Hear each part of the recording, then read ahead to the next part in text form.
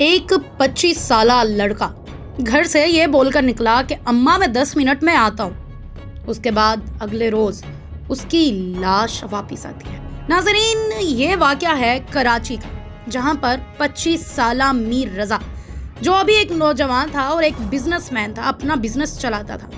जब वो रात को 4 बजे अपनी अम्मा को ये कहता है कि माँ मैं 10 मिनट में वापस आता हूँ, मेरा इंतजार करना, सोना मत, दरवाजा खोल देना, मैं आ जाऊंगा, और घर से बाहर निकल जाता है।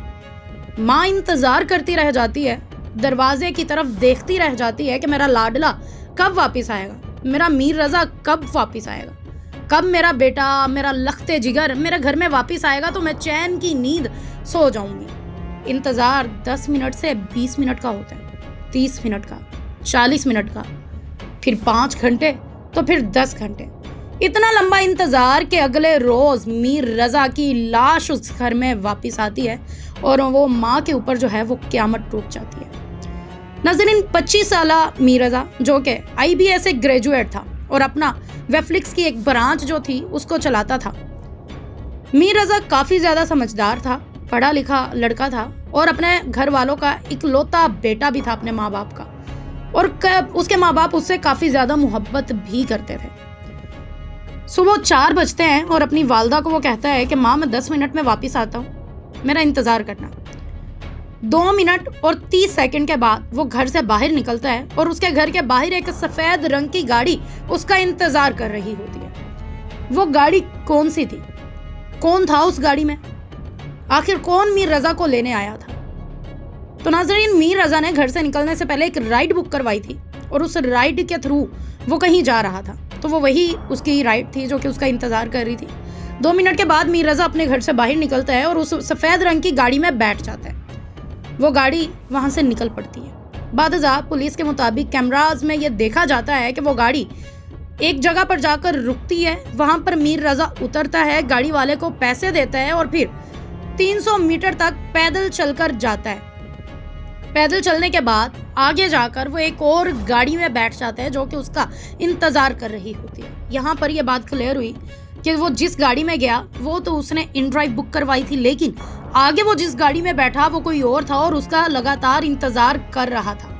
मीर रजा एक निजी सोसाइटी का रिहायशी था और वो वहाँ से निकला था। जब मीर रजा घर वापस नहीं आता तो अगले रोज गुलिस्तान जौहर के एक शादी हाल के करीब उसकी झाड़ियों में एक डेड बॉडी मिलती है। पुलिस वहां पर पहुंचती है मौके पर और यह देखा जाता है कि डेड बॉडी के ऊपर जो है वो तशद्दुद के निशानात भी मौजूद हैं। तशद्दुद के साथ साथ उसके सीने में एक गोली मारी गई होती है, जिसकी वजह से ज्यादा खून बह जाने की वजह से उसकी मौके पर डेथ हो गई। जब वालिदैन तक ये बात पहुंचती है तो उस माँ पर क़यामत टूट जाती है। उस वालिद के ऊपर क्या गुजरती है वो तो शायद मैं या आप सोच भी नहीं सकते। इकलौता बेटा था, घर का कमाने वाला था और अपने माँ बाप का लाडला था।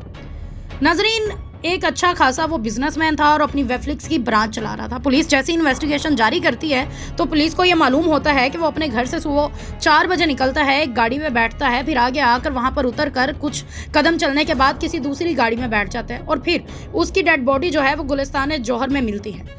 उसकी डेड बॉडी से कुछ मीटर दूर उसका मोबाइल फ़ोन भी मिलता है, जिससे ये सारा का सारा डाटा रिकवर होता है। और पुलिस का कहना है कि 50% जो केस है वो उसका मोबाइल मिलने के बाद, उसके मोबाइल से डाटा मिलने के बाद जो है वो हल हो चुका है और बाकी इन्वेस्टिगेशन जारी है। अभी तक 19 से ज़ायद लोगों को तफ्तीश में शामिल कर लिया गया है, जो कि वहाँ पर आए, उनसे तफ्तीश की गई, मगर कुछ भी नहीं मिला, कुछ हासिल ना हुआ।